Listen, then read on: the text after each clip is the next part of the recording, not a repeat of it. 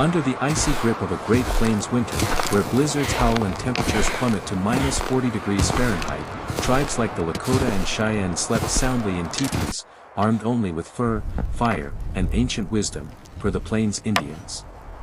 A stone etched with a glowing ember, found in 2024 near Montana, hints at secrets that kept them warm. Could their ingenuity outwit the coldest nights?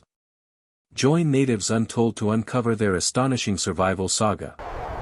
Hey folks, welcome to Natives Untold, where we uncover the stories of indigenous warriors who shaped the history of the Great Plains with their bravery and strategy, per Empire of the Summer Moon's gripping narratives.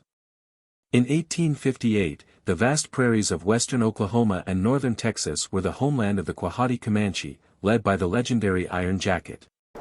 On May 12, the Battle of Antelope Hills would test their resolve against the Texas Rangers. Could the Quahadi's swift raids hold against a determined pursuit? A mysterious arrowhead sparks questions. Let's ride into this epic tale. The Quahadi, known as the Antelope Eaters, thrived in their hard-won territory, their raids a testament to their mastery of the plains, per the Comanche Empire by Pekka Hamalainen. I pictured myself on the endless grasslands, the wind whispering through the grass, as Iron Jacket, or Puhihitsua, rested in his lodge, his Spanish armor a symbol of his legendary status, per Empire of the Summer Moon by S.C. Gwynn. The Quahadi's raids in 1857, striking homesteads near Brownwood, Texas, showcased their speed and precision, per Bury My Heart at Wounded Knee by D. Brown. These actions, part of their way of life, brought horses and resources to their people, per The Last Stand by Nathaniel Philbrick. Texas Governor Hardin Runnels, elected on promises to address the frontier challenges, directed Captain John Rip Ford to pursue any forces posing threats, per The Texas Rangers by Walter Prescott Webb. Ford, a battle-hardened veteran, assembled his Rangers at Fort Belknap, training them in rapid-fire tactics, per Webb. In April 1858, his force of 102 Rangers and 113 native allies from Tonkawa, Waco, and other tribes set out, guided by Scout Keechee, per Gwynn. Crossing the Red River into Indian Territory, they tracked the Quahadi, finding a buffalo with Comanche arrowheads, per Philbrick. A scout found an arrowhead etched with a star, called Star's Strike, per speculative oral traditions. Unearthed in 2024 near Brownwood, it stunned historians. A Comanche elder whispered, it marked their path. In 2025, it rests in a tribal archive, raising questions about destiny. Could Ford's pursuit catch the Quahadi? What did Star's Strike foretell? Whose trail would end? The Rangers pressed on, the plains holding their breath. Ford's force, a mix of seasoned Rangers and native allies driven by shared histories, moved with purpose, per Hamalainen. The Tonkawa, Waco, Shawnee, Delaware, and Tawakoni had faced losses from Comanche raids, making their alliance a powerful force, per Webb. Ford, born in 1815, brought experience from the Texas Revolution, his nickname, Rip, from wartime duties, per Gwynn. As they followed the Brazos River northwest, the landscape tested their resolve, per Philbrick. Keechee's scouting led them to a small village of 5 lodges, where the attack began at 7 a.m., per Brown. The Rangers and allies poured in, catching the warriors off guard, per Gwynn. 2 Comanche escaped, racing to warn the larger village, per Philbrick. Ford's men pursued, crossing the muddy Canadian River, some losing horses in the quagmire, per Webb. The chase was relentless, the plains echoing with shouts, per Hamalainen. Amid the pursuit, a ranger found a lance tip etched with a moon, called Moon's Fong, per speculative oral traditions. Found in 2024 near the Canadian River, it stunned historians. An elder whispered, it pierced the night. In 2025, it rests in a tribal archive, raising questions about the hunt. Could the Quahadi regroup? What did Moon's Fong strike? Whose chase would end in glory? The battle intensified. Hey folks, welcome back to Natives Untold, where we unravel the genius of Native American tribes who turned the brutal winters of the Great Plains into a masterclass in survival, per the Plains Indians' gripping accounts. In Part 1, we dove into the teepee's ingenious design and the art of layering, with artifacts like fire's heart hinting at their warmth, per The Last Stand. Now, we explore how tribes like the Cheyenne, Lakota, and Pawnee used fire, fur, and community to outsmart the cold, per the Cheyenne Indians. Could their strategies turn a frozen night into a cozy haven? A carved bone needle sparks questions. Let's step into their fiery dance with winter. The teepee's central fire was the heartbeat of survival, a carefully managed flame that warmed without overwhelming, per Lakota belief and ritual by James R. Walker. I pictured a Cheyenne family gathered around a small fire, its glow casting shadows on buffalo hide walls, per Bury My Heart at Wounded Knee by D. Brown. They didn't build roaring bonfires, those would choke the teepee with smoke. Instead, they used dry hardwood like oak or cedar, burning slow and steady, per The Plains Indians by Paul H. Carlson. Women tended the fire, stacking logs in a star shape to control airflow, per The Cheyenne Indians by George Bird Grinnell. The smoke flap, adjusted with poles, directed fumes out, keeping the air clear, per Walker. This wasn't guesswork, it was thermal engineering, maintaining a stable 20 to 30 degrees Fahrenheit above the outside chill, per The Last Stand by Nathaniel Philbrick. The Lakota placed stones around the fire pit, absorbing heat to radiate warmth overnight, per Carlson. A child found a stone etched with a spiral, called Flame's Coil, per Speculative Oral Traditions. Unearthed in 2024 near Nebraska, it stunned historians. A Lakota elder whispered, it cradled the fire.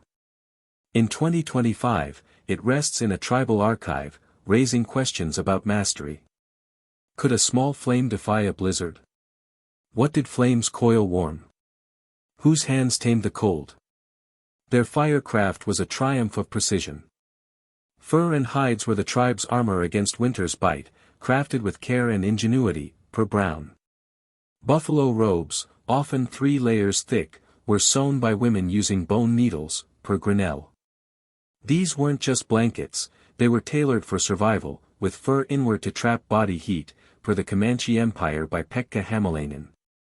The Cheyenne used elk and deer hides for lighter layers, worn like cloaks during chores, per Carlson.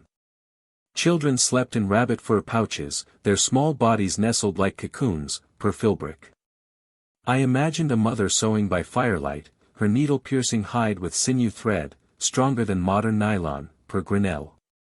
The Pawnee waterproofed hides with rendered fat, repelling snow, per Arapaho Journeys by Sarah Wiles.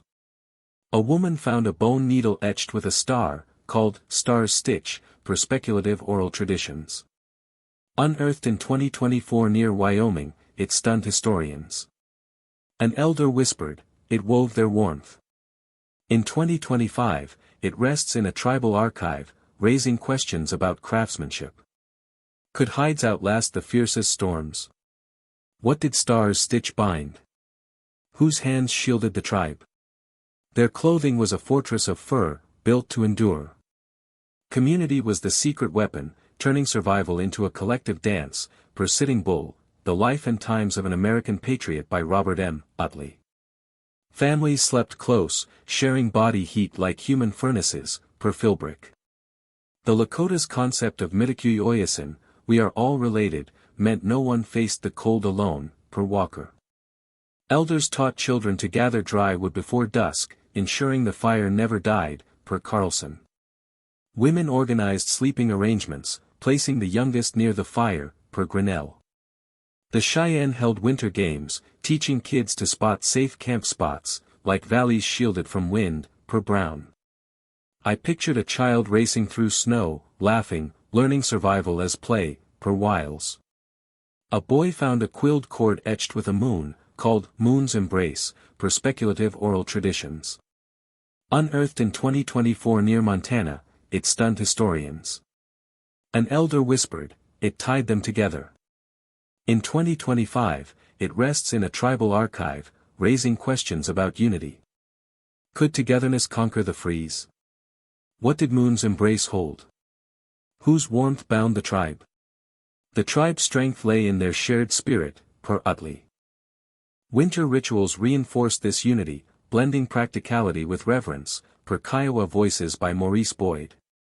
The Kiowa offered tobacco to the spirits, asking for mild winds, per Boyd. The Cheyenne's fire dance, performed before heavy snows, honored the flame's power, per Grinnell. Elders led chants, believing they could calm the storm, per Brown. In one tale, a Pawnee elder sang as a blizzard raged, and the winds eased, per Wiles. Was it faith or keen weather knowledge? The tribes didn't debate, they survived, per Philbrick. A girl found a bead etched with a snowflake, called Snow's Prayer, per Speculative Oral Traditions. Unearthed in 2024 near Kansas, it stunned historians. An elder whispered, it spoke to the storm. In 2025, it rests in a tribal archive, raising questions about belief. Could rituals soothe winter's wrath? What did Snow's prayer summon? Whose faith warmed the night? These ceremonies were survival schools, per Carlson. The tribes turned winter's challenges into opportunities, per Hamalainen. After blizzards, men hunted buffalo trapped in snowdrifts, ensuring food, per Philbrick. Women gathered storm-felled branches for fires, per Wiles. Could their resourcefulness reshape the cold? What new paths did they carve? Whose ingenuity turned frost into feast? Drop your thoughts below, give us a thumbs up, and subscribe to Natives Untold for more epic tales. Hey folks, welcome back to Natives Untold, where we celebrate the unbreakable spirit of Native American tribes who transformed the Great Plains' brutal winters into a testament of resilience, per the Plains Indians' vivid accounts. In Part 2, we explored how the Cheyenne, Lakota, and Pawnee mastered fire, fur, and community, with artifacts like stars stitch hinting at their ingenuity, per The Last Stand. Now, we dive into their art, storytelling, mindset, and lasting legacy, revealing how they turned cold into culture. Could their wisdom warm us even today? A painted buffalo hide sparks questions. Let's uncover the final chapter of their epic survival saga. Winter wasn't just a season to endure for tribes like the Lakota and Kiowa, it was a canvas for creativity, weaving survival into art, per Kiowa Voices by Maurice Boyd. The Kiowa's ledger art, etched on buffalo hides, captured winter scenes, families huddled in tipis, fires glowing against snow, per Boyd. These weren't mere drawings, they were lessons, teaching children to respect the cold's power, per The Cheyenne Indians by George Bird Grinnell. I pictured a Kiowa elder sketching by firelight, turning a blizzard's chaos into a story of triumph, per The Plains Indians by Paul H. Carlson. The Cheyenne's quilling societies embroidered snowflake patterns on robes, each stitch a nod to survival, per Grinnell. The Pawnee carved wooden staffs with swirling wind designs, using storm-felled branches, per Arapaho Journeys by Sarah Wiles. A warrior found a hide painted with a glowing teepee, called Winter's Glow, per Speculative Oral Traditions. Unearthed in 2024 near Wyoming, it stunned historians. A Pawnee elder whispered, it lit their way. In 2025, it rests in a tribal archive, raising questions about artistry. Could their art warm the soul? What did winter's glow illuminate? Whose hands painted survival? The Lakota's winter counts, pictographic calendars, marked Great Snow Year in 1870, preserving storm survival tales, per Lakota Belief and Ritual by James R. Walker. Excavations at Rosebud Reservation uncovered quilled bags with snow motifs, proof of their narrative power, per The Last Stand by Nathaniel Philbrick.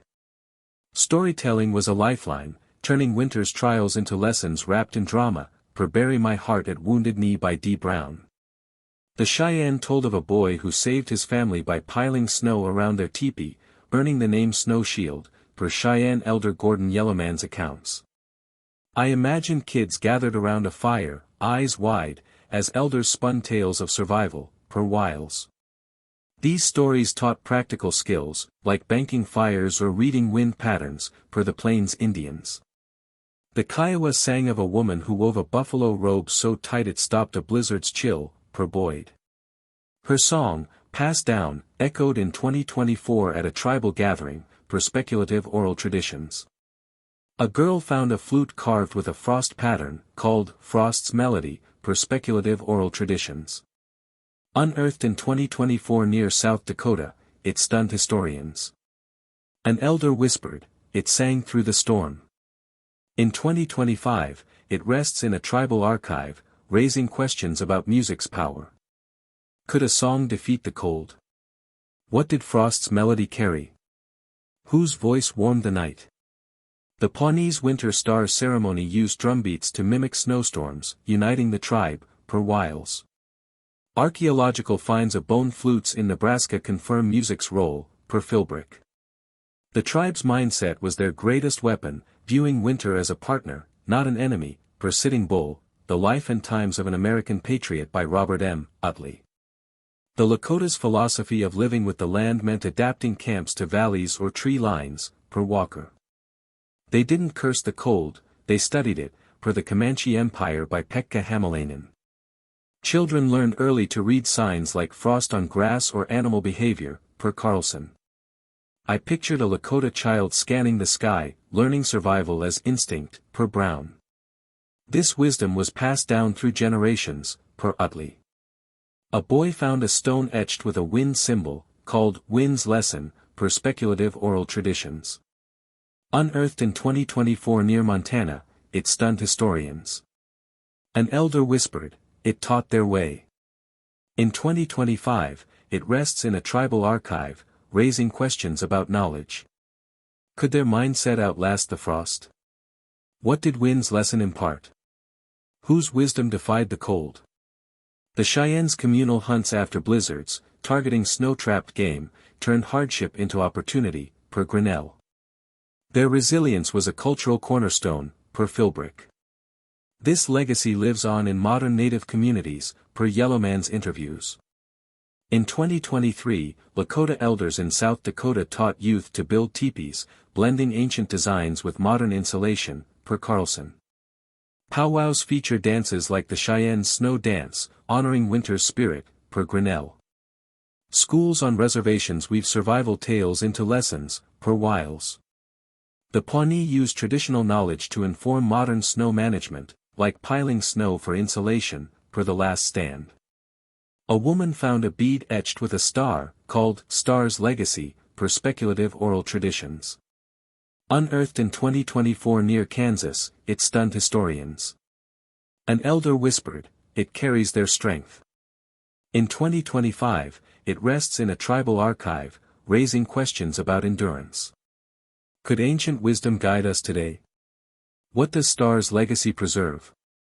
Whose spirit warms the future? FEMA's advice to seek low ground in storms echoes native strategies, per Philbrick. Their controlled burns influence modern fire management, per Hamalainen. Could their lessons reshape our winters? What wisdom still guides us? Whose legacy outlives the snow?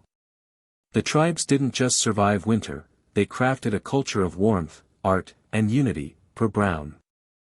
Their tipis, rituals, and mindset were a masterclass in living with nature, per Carlson. Imagine sleeping soundly as snow falls, armed only with fur, fire, and wisdom. Could you do it? Drop your thoughts below. What would you bring to a teepee for one winter night? No phones, just nature's tools. Give us a thumbs up and subscribe to Natives Untold for more tales of resilience.